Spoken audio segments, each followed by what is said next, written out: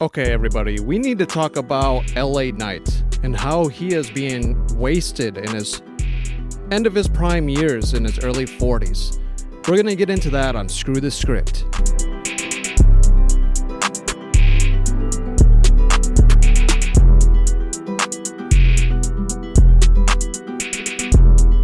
In the words of the man himself, let me talk to you. What the hell is going on with LA Knight in WWE?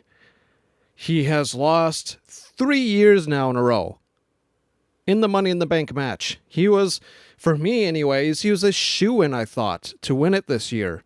Instead, you saw Seth Rollins win it, which I've expressed in a previous video. I love Seth Rollins, but he didn't need it. He did not. He's got a powerful faction formed. He did not need to win the Money in the Bank ladder match, especially with how decorated of a wrestler he has been in these years in WWE. LA Knight should have won. He should have won one of the last 3 times now, and yet again, he does not win at Money in the Bank. And then to further frustrate me, and I'm sure many other supporters of LA Knight, I'm going to read it off my laptop, but I have it up on the screen for you guys right here. Triple H goes on to say, he told LA Knight fans, "Great things will come to those who wait." LA Knight is, what is he, 46, 43, something like that? He's in his 40s. He has waited long enough. His time should be now, Triple H. Not later. Now. Good God.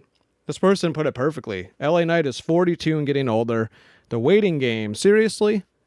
The only way LA Knight will ever get pushed to the main event is if the fans push hard enough. You saw what happened with R-Truth. It's the only way. And honestly, I hate to agree with that point, but we saw it at WrestleMania last year with Cody Rhodes getting out, pushed out, and the fans outraged that it was supposed to be Roman and The Rock, it seemed like. Same thing happened with R-Truth. I've expressed my opinion on Finn Balor on my channel and how he is not being used properly.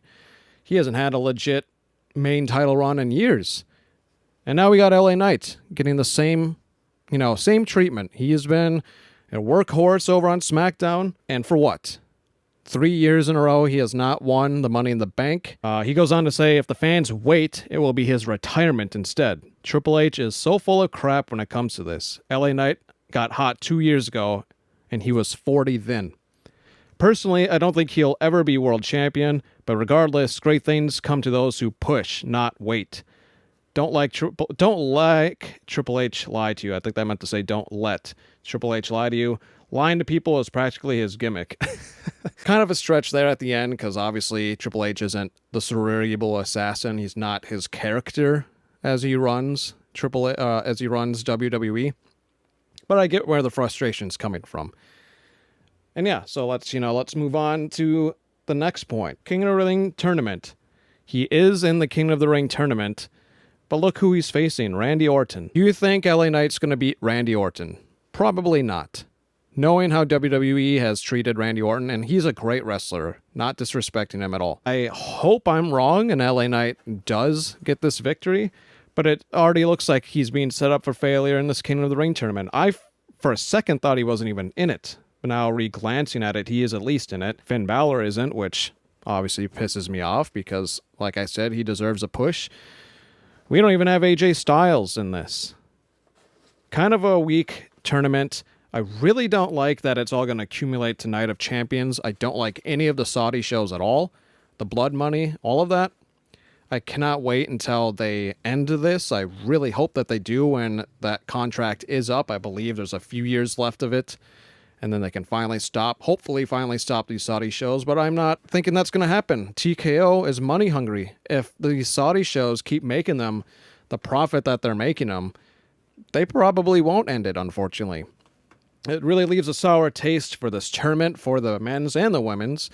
And also for something that happened this past Raw. We saw that CM Punk and John Cena are going to wrestle one last time. And it's going to happen at Night of Champions of all places. That's a huge fucking slap in the face to pro wrestling fans of these two guys for the last 20 years about. To have that match, their last match, two guys that have been staples in the WWE for many years, to happen over in another country, a terrible country, may I add. I do not like Saudi Arabia. I don't know who does.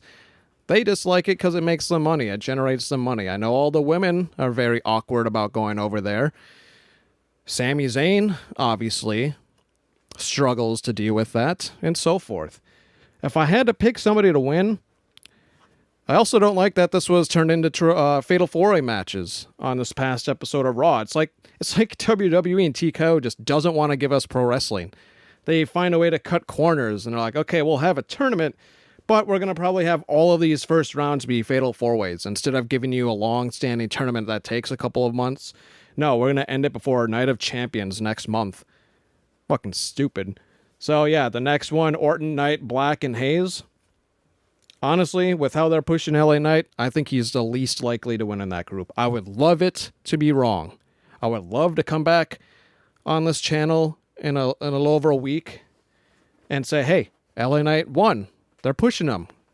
I was wrong.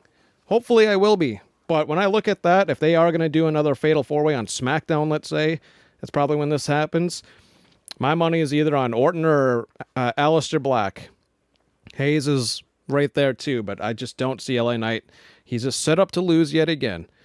I really think it's going to come down. I mean, we saw Sami Zayn win in that 4 from Raw, which, you know what? I actually wasn't really expecting that, so maybe I could be wrong. Maybe LA Knight does win it, but I'm thinking it's probably going to be Sami Zayn and Randy Orton or Aleister Black on that end. And then over on the other end, those 4, gotta be Cody Rhodes. Nakamura's just a throw-in. I mean, they haven't used him well in a while, so at least he's in there. Cody Rhodes makes the most sense to win that side.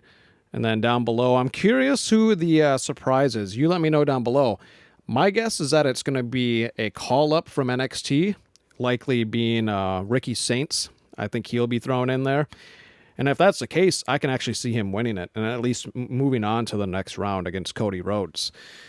And long callback, when he started in AEW, him and Cody Rhodes had a little moment. They had a match, I believe, too. So ultimately, I feel like that's probably going to be the final 4 for the men's. And then I'm going to say it's got to come down to Cody Rhodes and somebody else on the other side. Maybe like Randy Orton and Rhodes for King of the Ring. That seems to be like the safe guess. We'll go over the women's real quick next. Now, the women's, a little bit better. We saw Roxanne Perez win that first one, which I didn't like that part because we had that promo right before the match that just made it very obvious. You know, her and Liv Morgan backstage were talking, and of course, after that, you're like, well, now we know Roxanne's going to win. I wish they didn't do that. The next group down below, Jade Cargill, I've read is going to get a monster push to end this year, so I feel like she's going to win that group. Charlotte Flair's probably going to win the top one, even though I'd love it to be Alexa Bliss. And then that bottom one, Stephanie Vaquer, it's got to be her. So I feel like I see Charlotte and Vaquer on that side, and the other side, we already have Perez that moved on, and Cargill. Ultimately, I think it'll be Jade Cargill that's going to take on Stephanie Vaquer for Queen of the Ring. That's all I had on this quicker episode of Screw the Script. You let me know down below your feelings on LA Knight. I really think that they are wasting him. He's in his 40s. He's not getting any younger. He's only going to get slower in the ring. This is a problem, an ongoing problem that I've expressed multiple times on this channel, and I'll say it again because it's very prominent in LA Knight's career. He is in his 40s, yet he hasn't gotten a solid push yet. Do something with LA Knight. He deserves better. He doesn't have much long left before he really starts to slow down. A lot of these top guys in WWE are all in their 40s or pushing 40. And it shows in a lot of matches that they have at these big shows. They get gassed 5 to 10 minutes in. They can't go as long. The average WWE match is typically, I want to say, about 50% the length of an AEW match or a New Japan match, because the majority of their top stars that are featured week in and week out are all 35 plus, and a handful of them are 40 plus. They gotta change the system, and they gotta change it soon. This has been Maverick with Screw to the Script. Thanks for watching.